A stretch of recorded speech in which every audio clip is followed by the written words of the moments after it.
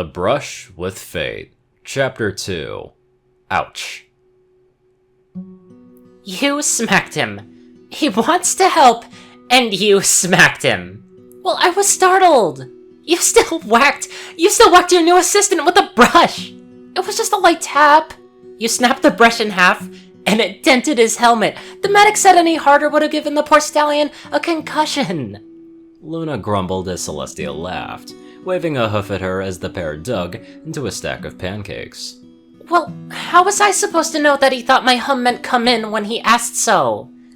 I just thought... Well, the only thing he's holding on to is an ice pack. I doubt he blames you, and I've told him that he has full reign to tease you a bit if that'll make him feel better. It's fair enough. I feel awful. It made sense at the time. Oh, what? Thinking that he could be a noble spy? Changeling infiltrator? Thorax has been handling the counterinsurgency rather well. Do you distrust him so? Celestia teased. What? No! Forgive me for being off guard while brushing an itchy spot on my back to suddenly see a stallion in my room. Pfft. The Celestia's barely contained snicker made Luna's cheeks burn. What? Not like you don't have a brush for such things. A rather devious grin now dawned on Luna's own face. Or, do you get General C spray to brush that spot for you? Orange juice sprayed out across the table as Celestia glared at her sister, Luna nearly falling off her chair from laughing. What? How did you... Please, Sally. You might technically have 1,000 years on me, but I'm hardly blind. Luna replied as she examined a hoof in a dignified manner. Unannounced absences to the Hippogriff Kingdom, the magical signature of a personal portal to some lands down south. Celestia's cheeks began to blush brighter and brighter with each passing word. Oh, and I did see you two when I was talking with Queen Novo the other week. Concealment spells never were your specialty, but it would have fooled the others so. What did he say, by the way, after he kissed your hoof, and then your shoulder? Something made you blush absolutely crimson. Celestia grumbled into a stack of pancakes, Luna clearly enjoying the conversational high ground. I'm waiting. Well, I first told him that there's other parts of me other than my hoof. Celestia replied as Luna once again struggled to hold in her laughter. Oh, sister. I had no idea you were... Wait! No! Not like that! The city has enough gutters! Shame on you! I know. I was just teasing. He actually has an incredibly playful side. I was hoping for a nice kiss, but no. He just kisses my shoulder. That is rather adorable, I must admit. He then said, "Your lips are for another time when you least expect it." Oh, quite a tease. Do let me know if there's any foals on the way, though. We've barely even... Oh, joking again? There was a dull thud as Celestia married her head to the table. I'm a bit sensitive about that topic, it being a secret and all, and rather new. Of course, and I'm just teasing, of course. I'm quite happy my sister finally has a special sumgriff. Luna then revised her statement at seeing Celestia glance up at her. Or, well, at least an interested sumgriff. My lips are sealed. Thank you, Lulu. Now, back to the original topic. I've shuffled the schedules around, so he's all yours for half of his shift each day. Now, are you going to smack your new guard again? Of course not. Good. I think he's always preferred you over me. I'd hate to steal your favorite designation. That was an awful pun. But am I wrong? No. No, you are not. Helmet? Check. Pillow? Check. Scroll for the princess? Check. As Steelheart trotted down the halls, he winced at the still tender spot in his head. One would not think a hairbrush could do so much damage, but when swung by an alicorn, clearly anything was possible. His new schedule was definitely a nice change. Have to be spent with Luna as her assistant, more if necessary, but they'd see how things went. Obviously, she'll need some time to find things for me to do. It makes sense for just half a shift at first. Careful not to drop the scroll in his mouth, Steel rounded a corner or two on the way to Luna's study. Contrary to popular belief, mouth-carried items were surprisingly sanitary. Considering most had sanitizing spells placed on them, such delivered items were cleaner than unicorn-hefted ones that could pass through a cloud of, well, anything. However, it did make talking rather difficult around a mouthful of scroll. Taking a deep breath, Steele adjusted his cranial protection and knocked on the study. Instead of a soft, he heard a clear, Yes, come in. well, that's a plus. Trotting inside, Steele looked around the room now that he wasn't immediately besieged by a brush.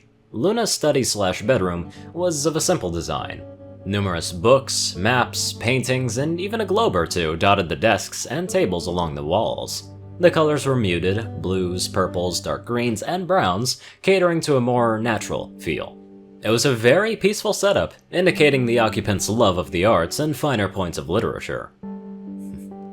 Reminds me of what I'd like my apartment to look like eventually.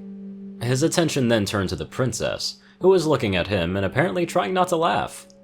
Is that a pillow attached to your helmet?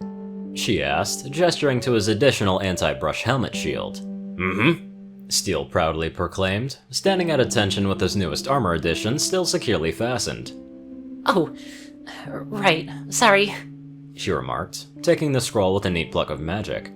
There, makes talking easier. It's good to see you again, Private Heart, despite my previous reaction. She then winced, and the faintest hint of an embarrassed blush on her cheeks flaring up. And I am sorry about that. You just startled me. Making a snap decision, Steele decided to capitalize on Celestia's previous words. You poor thing.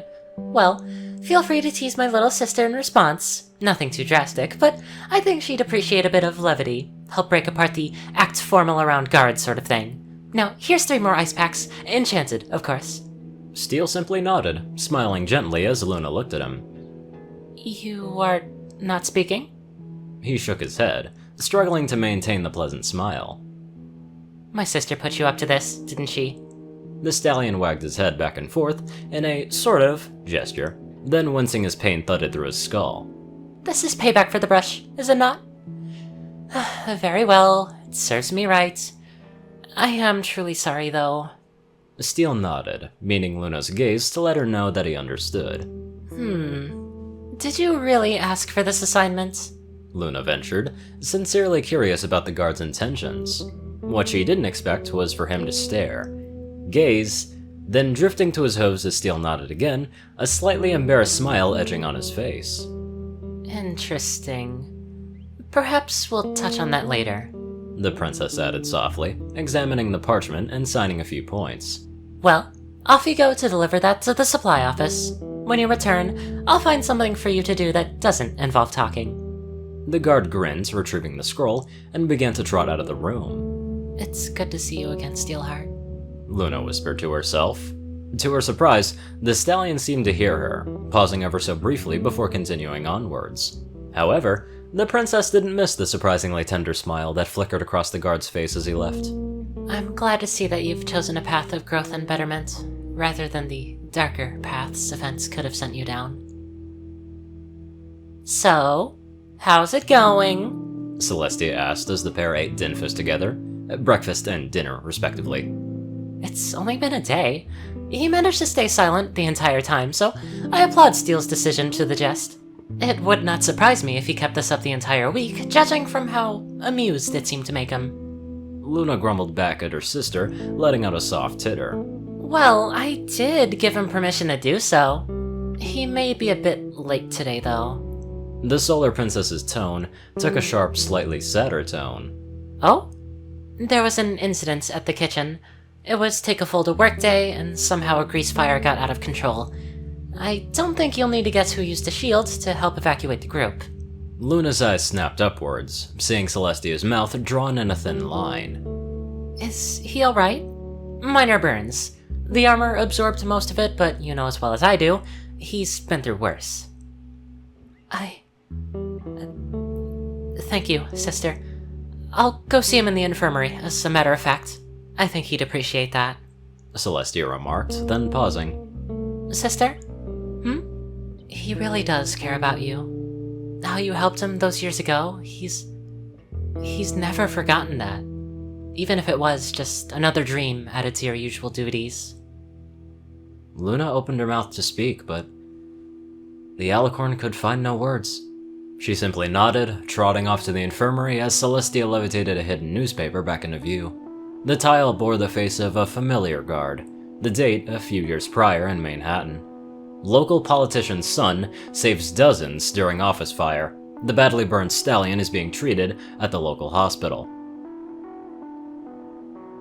Steelheart examined the thin scars that ran up and down the outside and inside of his forelimbs, matching lines present on his hindquarters and up his flanks both on the interior and exterior of the limbs.